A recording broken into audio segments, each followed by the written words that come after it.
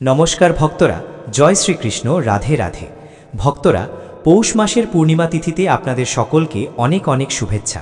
পৌষ মাসের প্রথম পূর্ণিমা অত্যন্ত পুণ্যময় এবং শুভ বলে বিবেচিত হয়।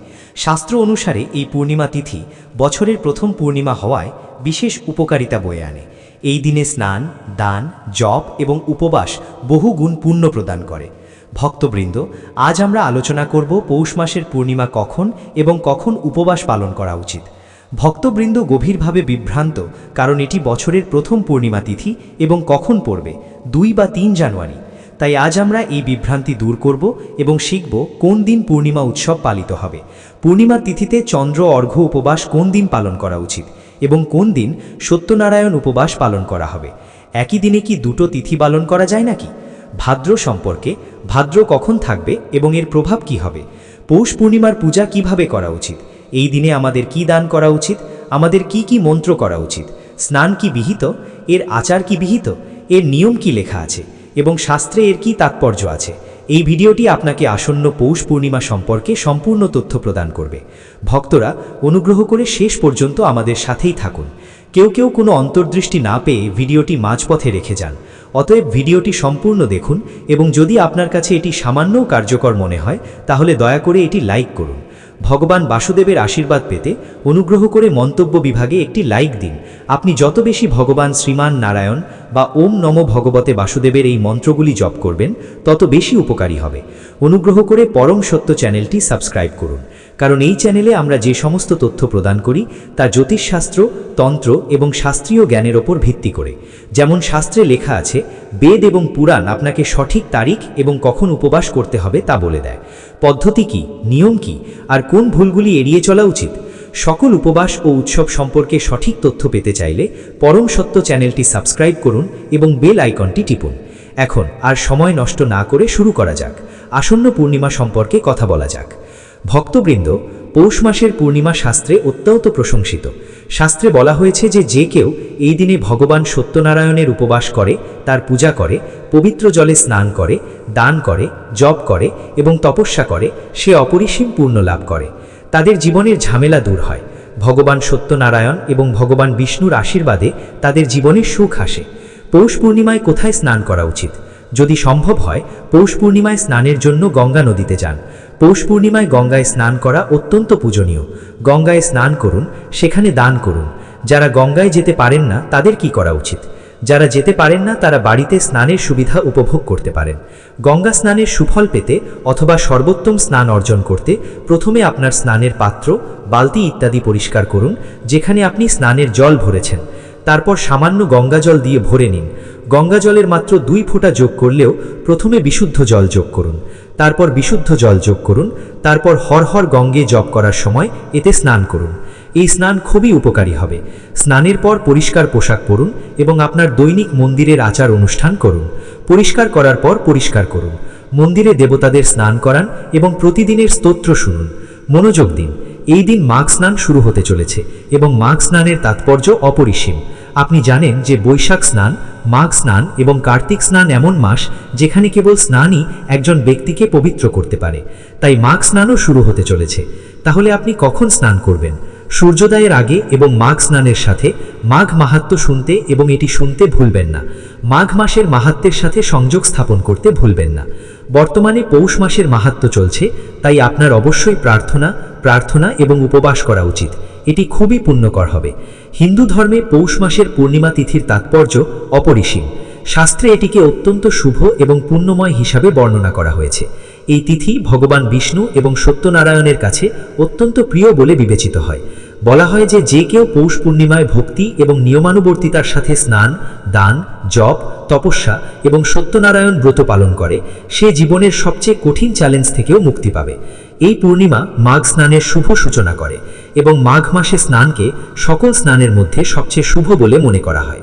শাস্ত্র অনুসারে পৌষ পূর্ণিমায় গঙ্গায় স্নান করা বা গঙ্গার জল ব্যবহার করা হাজার হাজার অশ্বমেধ যজ্ঞ করার সমতুল্য। এই দিনে খাদ্য, বস্ত্র, কম্বল এবং তিল দান করলে চিরন্তন পুণ্য লাভ হয় এবং পূর্বপুরুষদের সন্তুষ্টি হয়। বিশ্বাস করা হয় যে পৌষ পূর্ণিমায় চাঁদকে জল অর্ঘ্য করলে মানসিক শান্তি, সৌভাগ্য এবং পারিবারিক সুখ বৃদ্ধি পায়। তদুপরি এই দিনে করা প্রত্যেক শুভ কাজের বহুগুণ ফল পাওয়া যায়।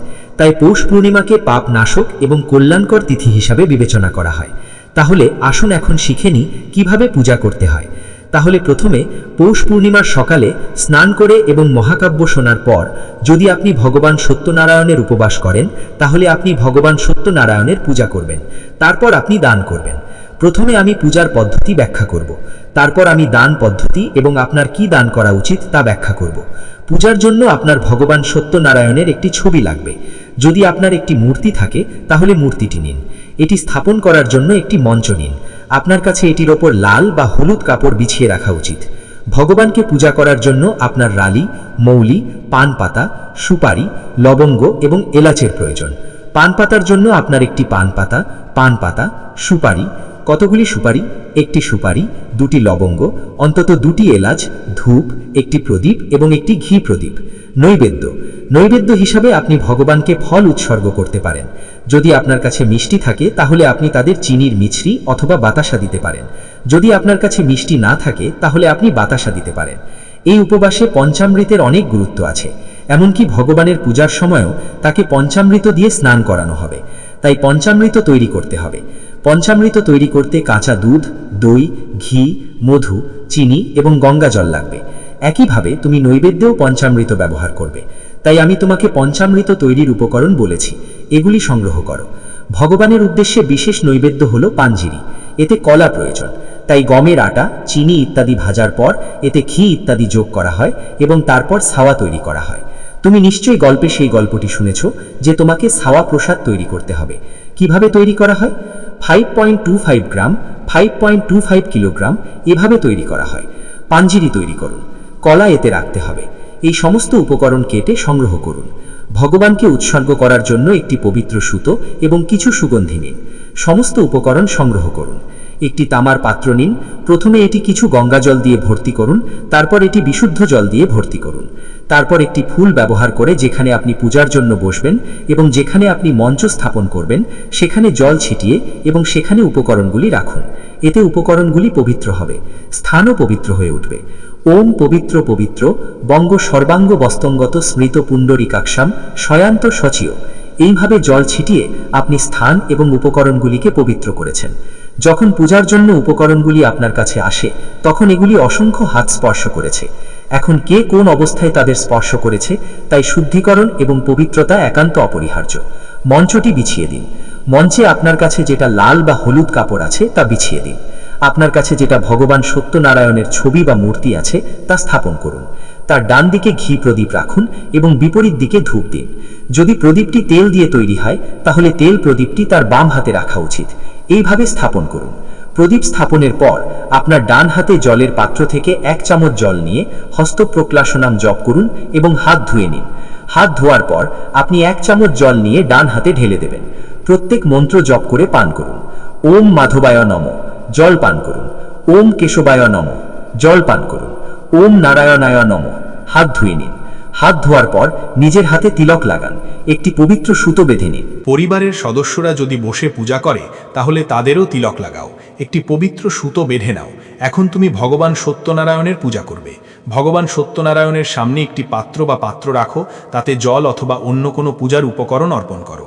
এতে বস্তু এবং জল ঝরে পড়া রোধ হবে। প্রথমে ভগবানকে 5টি ফুল নিবেদন করুন। আসন হিসেবে এই অনুভূতি রাখুন যে আপনি ভগবানকে আসন নিবেদন করছেন। আপনার হাতে 5টি ফুল নিন। অনুরোধ করুন যে হে ভগবান, আমরা আপনাকে এই 5টি ফুল আসন হিসেবে নিবেদন করছি। দয়া করে এগুলিকে আসন হিসেবে গ্রহণ করুন এবং এখানে বসুন যাতে আমরা আপনার পূজা করতে পারি। ভগবানকে ফুল নিবেদন করুন। এখন ধূপ এবং প্রদীপ জ্বালান। প্রদীপ জ্বালান, ধূপ জ্বালান। আপনার ডান হাতে জল নিন। দক্ষিণা হিসেবে কমপক্ষে 1 টাকার মুদ্রা রাখুন এবং 3 বার জপ করুন। ওম শ্রী বিষ্ণু, ওম শ্রী বিষ্ণু, ওম শ্রী বিষ্ণু। তোমার নাম, তোমার গোত্র, তুমি যেখানে বসে সংকল্প করছো, ঘরের নম্বর, এলাকার নাম, পৌষ মাস, শুক্লপক্ষ, পূর্ণিমা, শ্যামম, পুণ্যতিথি, বয়স, সুস্থ প্রাপ্ত থায়, সুখ সম্পত্তি প্রাপ্ত থায়, ভগবান সত্যনারায়ণ প্রসন্নার্থয়, পূর্ণিমা সত্যনারায়ণ ব্রত পূজা সংকল্পম, শঙ্করীশ বল, সৌশ্রী বিষ্ণু শরণম প্রপদ্য। এবং এই সংকল্পটি ভগবানের চরণে নিবেদন করুন। এটি করুন। আপনাকে অবশ্যই সংকল্প করতে হবে। সংকল্প করার পরে আপনি ঈশ্বরের পূজা করবেন। সামনে রাখা পাত্রে প্রতিটি মন্ত্রে 1 চামচ জল ভগবানকে নিবেদন করুন।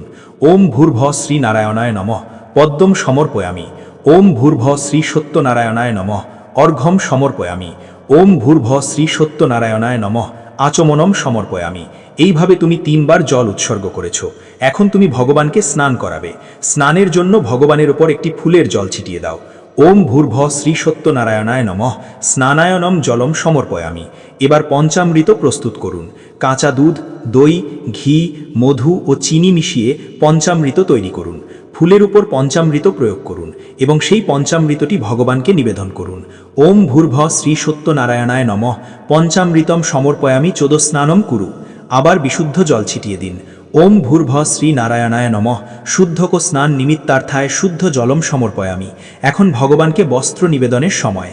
বস্ত্র আকারে মৌলির একটি টুকরো ভেঙে ভগবানকে অর্পণ করুন। ওম ভূর্ভ শ্রী নারায়ণায় নমঃ বস্ত্রম সমর্পয়ামি। বস্ত্রম উপবস্ত্রম যজ্ঞ পবিত্রম। পবিত্র রথকথল পড়ুন, কুমকুম প্রভৃতি, এবং তারপর যজ্ঞ পবিতনকে নিবেদন করুন রলি, কুমকুম ইত্যাদি দিয়ে। সমর্পয়ামি। তিলক। ভগবানকে তিলক করুন। আপনার কাছে সুগন্ধি থাকলে তা ফুলের উপরে লাগিয়ে ভগবানকে নিবেদন করুন। সুগন্ধি অর্পণ করবে, তিলক লাগাবে এবং ফুল অর্পণ করবে। যদি তোমার মালা থাকে তাহলে কুরু মালা দিয়ে মালা দেবে। এরপর ভগবানকে ধূপ দান করবে। ওং ভূর্ভ শ্রী নারায়ণায় নমঃ ধূপম আগরপয়ামি। ওং ভূর্ভ শ্রী নারায়ণায় নমঃ দীপম দর্শয়ামি। ভগবানকে ধূপকাঠি দেখিয়ে নৈবেদ্যম সমর্পয়ামি। যদি তুমি নৈবেদ্য অর্পণ করো তাহলে ভগবানকে ফল, মিষ্টি বা চিনির মিশ্রি ইত্যাদি যা কিছু আছে তা অর্পণ করো। ওং ভূর্ভ শ্রী নারায়ণায় নমঃ নৈবেদ্যম সমর্পয়ামি। জল চামনি কুরু। 1 চামচ জল নিন, সামনে রাখা পাত্রে অর্পণ করুন। জল আচমনম সমর্পয়ামি। তামুলম পাঙ্গি ফলম তামুলম। পানের একটি পাতা নিন, তার উপর 2টি লবঙ্গ, 2টি এলাচ এবং একটি সুপারি রাখুন। এর থেকে একটি বিড়া তৈরি করে ভগবানকে অর্পণ করুন।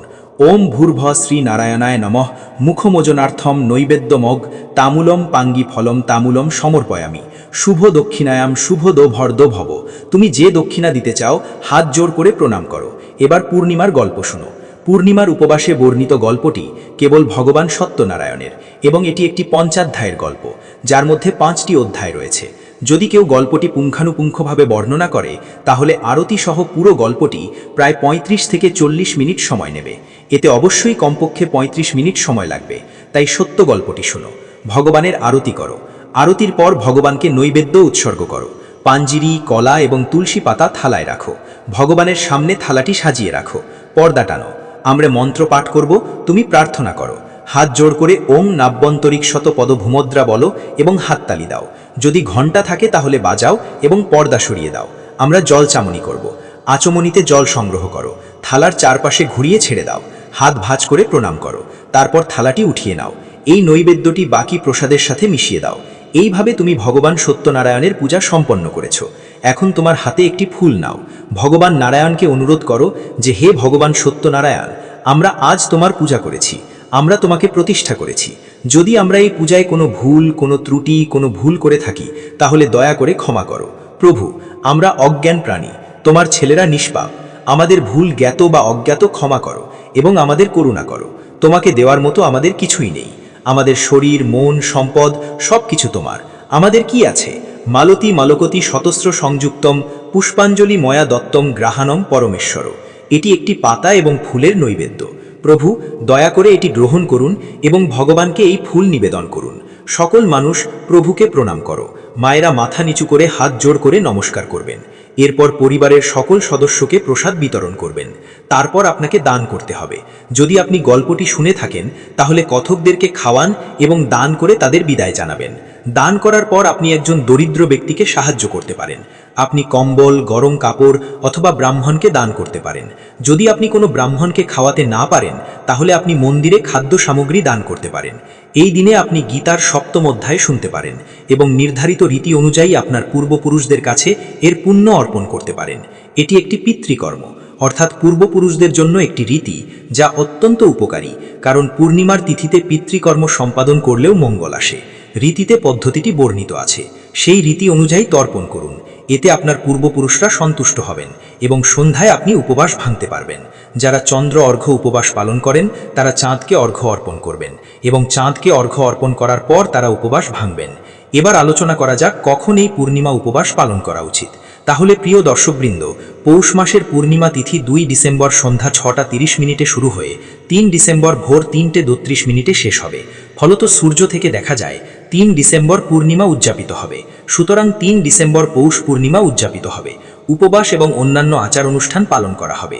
3 ডিসেম্বর সকল উপবাস পালন করা হবে, কারণ পূর্ণিমার কোনো দিনে চন্দ্রোদয় হয় না। 2 ডিসেম্বর চাঁদ প্রথমে উদিত হবে, পরে পূর্ণিমা আসবে এবং 3 চন্দ্রোদয়ের আগে পূর্ণিমা শেষ হয়ে যাবে। অতএব 3 ডিসেম্বর পূর্ণিমা হবে এবং 3 ডিসেম্বর উপবাস, পূজা, জপ, তপস্যা এবং দান পালন করা সর্বোত্তম।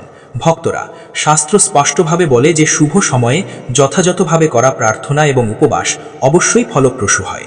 তবে এই পবিত্র দিনে ইচ্ছাকৃত বা অনিচ্ছাকৃত কিছু ভুল করলে উপবাসের সুফল নষ্ট হয়ে যায় এবং এমনকি উপবাস ভঙ্গও হতে পারে। এই দিনে মিথ্যা কথা বলা, কাউকে অপমান করা, রাগ করা, অপবাদ দেওয়া, পরচর্চা করা, তামসিক খাবার স্মরণ করা বা গ্রহণ করা, কারণ ছাড়া ঘুমোনো, অপবিত্র অবস্থায় পূজা করা, চন্দ্র অর্ঘ্য অর্থাৎ চাঁদকে নৈবেদ্য বা উপাসনা করার আগে উপবাস ভাঙা এবং নেতিবাচক চিন্তাভাবনা করা, এগুলি সবই গুরুতর পাপ হিসেবে বিবেচিত হয়। শাস্ত্রে বলা হয়েছে যে এই ভুলগুলি উপাসনাকে নিষ্ফল করে দেয়। অতএব ভক্তদের তাদের কথা, মন এবং কর্মকে পবিত্র রেখে সংযম এবং নিষ্ঠার সাথে উপবাস পালন করা উচিত। তবেই তারা ঈশ্বরের পূর্ণ কৃপা পাবেন এবং উপবাসের পূর্ণ সুফল পাবেন।